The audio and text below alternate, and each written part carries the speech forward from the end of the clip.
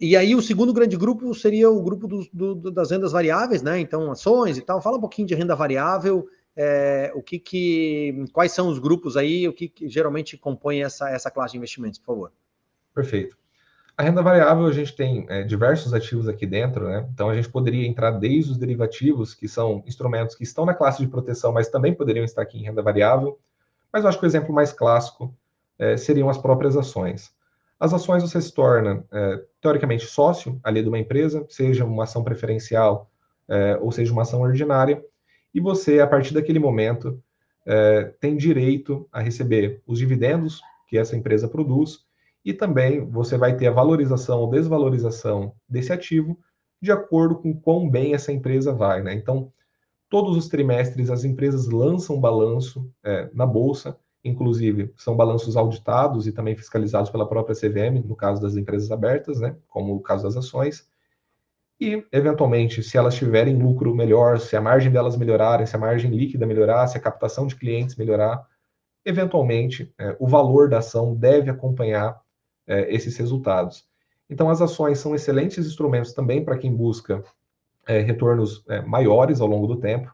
É claro que a gente sempre observa os riscos políticos envolvidos no país, os riscos econômicos, mas é super possível. Não estou vendo ações nos contatos. Eu acho que o celular falou aqui junto. Mas é super possível montar uma carteira balanceada também e com setores adequados, né? Dentro das ações ainda, a gente poderia fazer uma análise bottom-up ou top-down, ou seja, analisando primeiro o cenário econômico, depois o setor da indústria e depois em si a empresa, ou justamente o inverso, analisar a empresa, depois o setor e depois a economia como um todo. Ambas as análises ajudam a você a não entrar em setores muito complicados, como, por exemplo, hoje é o caso das empresas de varejo, que existe um prêmio ali de fato, mas o risco também é muito alto junto, né? Então, essa análise é super importante fazer também. Dando sequência, nós teríamos ali os fundos imobiliários, que, bom, eu acho que o pessoal aí do canal já deve conhecer muito bem, mas basicamente nós temos 3 tipos de fundos imobiliários, né? Nós temos os fundos imobiliários de papel, que são os títulos de dívida imobiliária, que entra, inclusive, no assunto do CRI, que a gente comentou anteriormente. Só que, em vez de você comprar um CRI, você compra uma carteirinha de vários CRIs ali dentro, que muitas vezes são estruturados pelos próprios fundos imobiliários, né? Você tem os fundos de tijolo, que são basicamente fundos que investem em imóveis de fato. Então, o imóvel é físico, ele está lá, ele existe, ele tem inquilinos, esses inquilinos pagam aluguel. E esses imóveis, em geral, a gente busca também colocar em fundos bastante diversificados, né? Existe um caso que a gente comenta bastante dentro da Kona, que é o caso do XPCM11.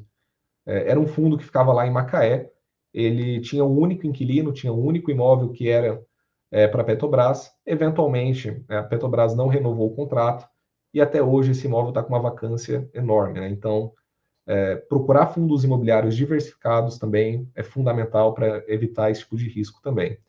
E o terceiro tipo de fundo imobiliário são os FOFs. Isso é basicamente fundos de fundos. Então, dentro desse fundo imobiliário, ele vai comprar outros fundos imobiliários e podem ser eles de papel, podem ser eles de tijolo, pode ser os dois ao mesmo tempo, como é o caso do CPTS-11. Então, dentro de fundos imobiliários tem várias opções também ali dentro desse macrogrupo de renda variável. E é muito legal para compor a estratégia de quem busca ter essa renda passiva ali, né? Então, uma renda todos os meses e, por enquanto, no Brasil, isento de imposto de renda. Nós imaginamos que vai continuar assim, até porque é uma indústria muito nova e não faria sentido você desestimular isso, mas, eventualmente, quem sabe, a gente nunca sabe o que o governo pode fazer, mas, por enquanto, são isentos de tributo também, tá? E aí, por último, nós teríamos os ETFs, que são basicamente fundos passivos de investimento que muitas vezes vão replicar um determinado índice. Um exemplo, nós temos ETFs que acompanham o retorno da Bolsa Americana, nós temos ETFs que acompanham o rendimento de empresas de tecnologia, nós temos ETFs que acompanham o rendimento da Bolsa do Brasil, nós temos ETFs de agro. Então, são basicamente carteiras passivas que o objetivo dela é trazer o retorno de um determinado índice. Aí, é claro, a gente poderia entrar nos BDRs, que são recibos de empresas compradas nos Estados Unidos, as próprias opções que são utilizadas dentro das ações para que você ou controle o risco da sua ação, você pode, por exemplo, dizer, eu não aceito perder mais de 20%, mas também estou ok em ganhar até 25%, ou seja, limitando o ganho, mas também limitando a perda.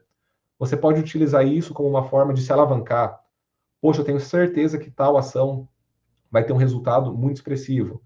Então, você pode comprar um call, por exemplo, que é um derivativo dessa ação. Então, todas essas opções, e aqui eu não vou entrar muito no mérito do que o pessoal usa para fazer day trade, porque não é o nosso foco, tudo isso está dentro de renda variável, e aqui nessa parte é extremamente importante que a pessoa tenha conhecimento do que ela está fazendo, porque dependendo do tipo de ativo que ela comprar, ela pode estar se alavancando muito na carteira, então aqui exige um nível técnico um pouco maior também, tá?